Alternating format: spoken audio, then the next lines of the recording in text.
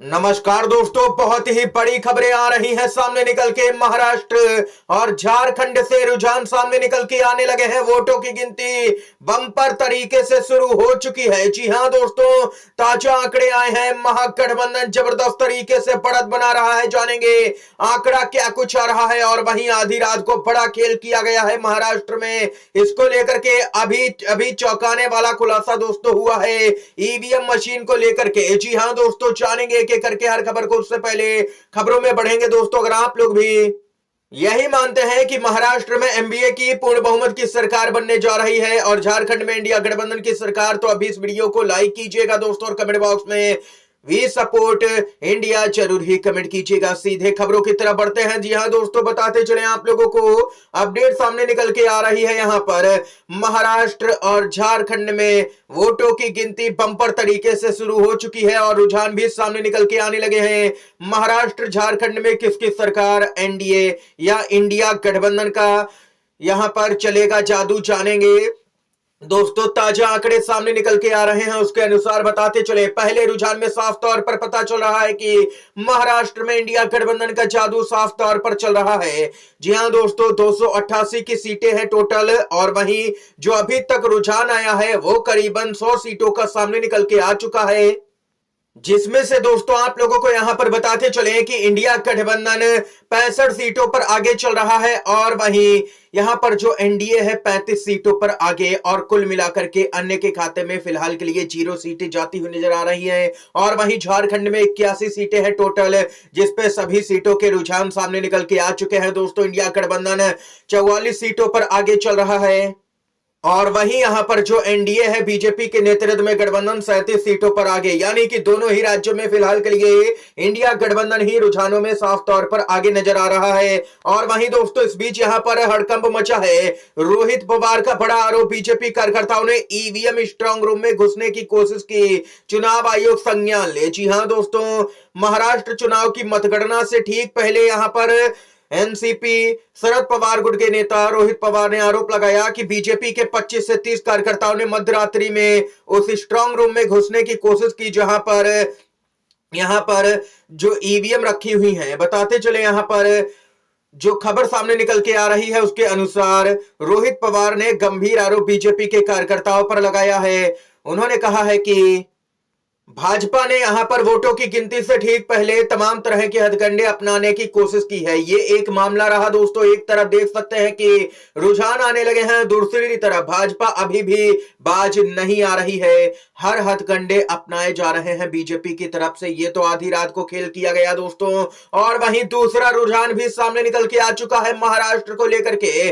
जी हां दोस्तों, अभी तक तो 100 सीटों का ही रुझान आया था, लेकिन इस वक्त की बड़ी खबर यह आ रही है कि 288 सीटों का रुझान अब तक सामने निकल के आ चुका है, यानी कि सभी सीटों पर अब यहां पर स्थिति साफ होती हुई नजर आ रही है। बैलेट पेपर के वोटों में जबरदस्त तरीके से इंडिया गठबंधन ने बढ़त बना ली है और पहली बार यहां पर इंडिया गठबंधन को बहुमत मिल चुका है बैलेट पेपर से। जी हां दोस्तों, अब ईवीएम एक एक करके खुलना शुरू हो जाएंगे जबरदस्त तरीके से, और जिसमें देख सकते हैं कि इंडिया गठबंधन अब 288 में से 160 सीटों पर आगे चल रहा है। इस वक्त की सबसे बड़ी ब्रेकिंग न्यूज कि इंडिया गठबंधन 160 सीटों पर आगे चल रहा है, जो कि भाजपा के लिए एक बहुत बड़ा झटका है दोस्तों। 120 सीटों पर एनडीए गठबंधन आगे, 8 सीटों पर अन्य यहां पर पार्टियां जो हैं या निर्दलीय है वे आगे चल रहे हैं। कुल मिलाकर के देखा जाए तो यहां पर महायुति सरकार की विदाई होती हुई रुझानों में साफ तौर पर नजर आने लगी है दोस्तों।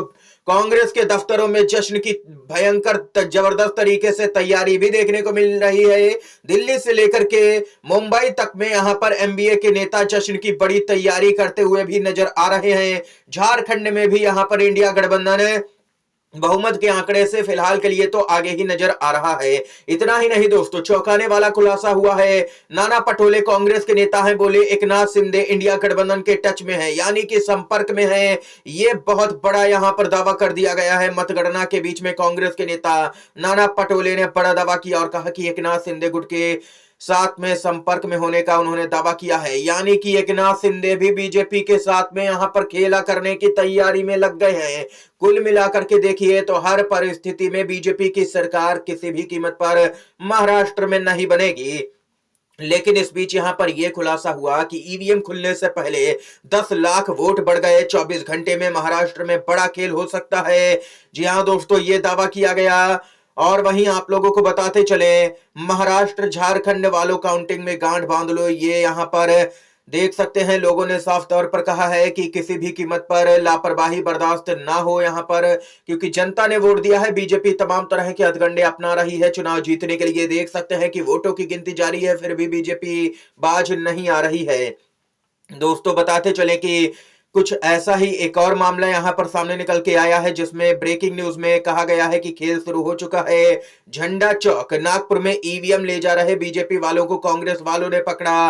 अब भी चुनाव आयोग यही कहेगा कि ईवीएम सुरक्षित हैं, ये देख करके यही कह सकते हैं। और वहीं महाराष्ट्र और झारखंड का रिजल्ट यहां पर लोगों का कहना है कि पहले ही तैयार हो चुका है, गिनने की प्रक्रिया बस बाकी है। और वहीं देख सकते हैं कि आधी रात को बीजेपी ने तमाम तरह की यहां पर गड़बड़ियां करने की कोशिश की है, ऐसा यहां पर एमबीए के नेताओं ने दावा किया है। ईवीएम है तो मोदी है, मोदी है तो ईवीएम है।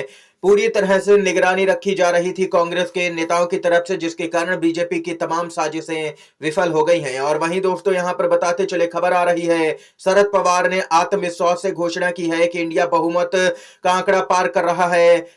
महाराष्ट्र की राजनीति के यहां पर चाणक्य कहे जाते हैं शरद पवार, उनकी आगे किसी की भी नहीं चलती है। उन्होंने कह दिया तो यानी कि इंडिया गठबंधन की सरकार बन रही है। और दूसरी तरफ अखिलेश यादव ने भी ट्वीट किया है नतीजों के साथ ही यहां पर उत्तर प्रदेश के विधानसभा उपचुनाव में चुनाव आयोग व इंडिया गठबंधन सपा के सभी 9 सीटों के उम्मीदवारों से यह अपील है कि यहां पर सुनिश्चित करें कि नियमानुसार पोस्टल बैलेट पहले गिने जाएं और फिर ईवीएम मशीनों के वोटों की मतगणना हो। यह अखिलेश यादव ने अपने कार्यकर्ताओं को पहले ही संदेश दे दिया और साफ तौर पर कहा कि किसी भी कीमत पर जीत का प्रमाण पत्र लेने तक काउंटिंग सेंटर से नहीं हटना है सपा के कार्यकर्ताओं और नेताओं को, प्रत्याशियों को। ये यहां पर दोस्तों साफ तौर पर निर्देश जारी किए गए हैं सपा प्रमुख की तरफ से। और वहीं दोस्तों बताते चले, यहां पर बीजेपी के साथ में खेला भी शुरू हो चुका है। नतीजे आज जारी हो रहे हैं और इस बीच यहां पर बीजेपी के नेता इस्तीफे देने लगे हैं पार्टी से। बीजेपी के नेता सचिन शिंदे जो कि मुंबई से आते हैं, उन्होंने इस्तीफा दिया बीजेपी से और यहां पर शिवसेना यूबीटी को ज्वाइन कर लिया। यकीन कीजिए दोस्तों, यहां पर बीजेपी की उल्टी गिनती महाराष्ट्र से शुरू हो चुकी है और यहां पर हमने आप लोगों तक जो रुझान सामने निकल के आए दोनों ही राज्यों से, वो भी आप तक पहुंचाए। और वहीं रुझान ये भी कह रहे हैं यूपी उपचुनाव से, जहां पर 5 सीटों पर बीजेपी आगे चल रही है, 4 सीटों पर सपा, यानी कि जबरदस्त यहां पर हेराफेरी करने के बावजूद भी बीजेपी 5 सीटों पर ही आगे चल पा रही है। यानी कि किस कदर की बेईमानी की गई उपचुनाव में, ये तो आप सबने कई वीडियो के माध्यम से देखा है। लेकिन फिर भी जनता ने भाजपा को यहां पर जबरदस्त तरीके से मजा चखाया है और ये यूपी उपचुनाव का रुझान था दोस्तों। इस समय की सभी बड़ी खबरें हमने आप तक पहुंचाई। दोस्तों वीडियो अगर आप लोगों को पसंद आया हो तो लाइक कीजिएगा, शेयर कीजिएगा इन खबरों को। आप सभी का बहुत बहुत धन्यवाद। जय हिंद, जय भारत।